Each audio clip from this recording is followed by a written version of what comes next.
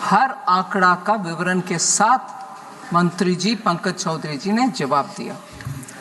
फिर भी अगर प्रधानमंत्री का साथ मैं याद दिलाना चाहती हूँ, 2 महीने पहले तक एक रीसेंट सर्वे में भी, ग्लोबली जो सर्वे हुआ, सभी प्रधानमंत्री और राष्ट्रपति गण के पॉपुलैरिटी के ऊपर जहां सर्वे हुआ, भारत के प्रधानमंत्री सबसे ऊपर है।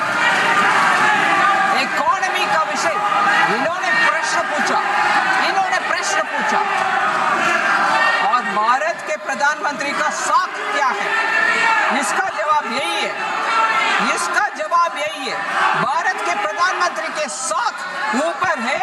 ये लोग उसको पचना मुश्किल समझ रहे हैं, इसीलिए बार बार उसी के ऊपर प्रश्न चिन्ह उठाया जा रहा है।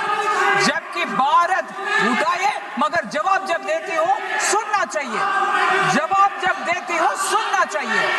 Listen to the answer. Sir, Bharat के इकोनॉमी एकदम स्ट्रांग है। हमारे फिस्कल सिचुएशन स्ट्रांग है और फिस्कल डेफिसिट 5 साल में कैसे मेंटेन करके आ रहे, इसके ऊपर पूरे दुनिया में प्रशंसा हो रही है। और ये भी है, हमारे फॉरेन एक्सचेंज रिजर्व इतना बरकरार है, सॉलिड भी है। इसके कारण आज हम डॉलर का व्यवस्था को पूरे दुनिया देख रही है। हर एक इमर्जिंग मार्केट का इकोनॉमी के साथ भारत को तुलने में हमारे रुपया ठीक चल रही है और रुपया को ठीक चल रही है, बिल्कुल ठीक चल रही है। No, absolutely going fine. Sir,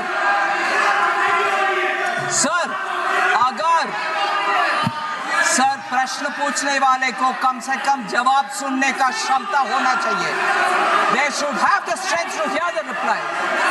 sir, रुपये का विषय मैं बार बार इसी उदाहरण के साथ बोलना चाह रही हूँ। रुपये का विषय में आप सुनिए जवाब। झूठ बोलने के लिए उधर से इधर आ गए आपके स्थान पर जाइए अगर स्पीकर साहब बोलेंगे।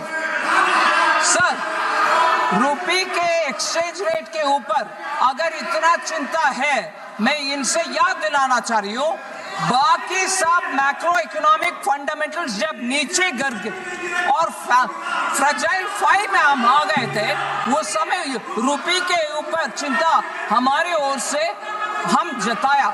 मगर आज जब फंडामेंटल सब ठीक ठाक है और दुनिया में इतना चल रही है और हर देश के करेंसी ऊपर नीचे जा रही है, इनको सिर्फ एक विषय इनको पकड़ करके हमारी इकोनॉमी को, हमारे देशवासियों का कृषि को, हमारे देशवासियों का मेहनत को अंडरमाइन करने के लिए हमारी ऑपोजिशन अगर है, वो ठीक नहीं है।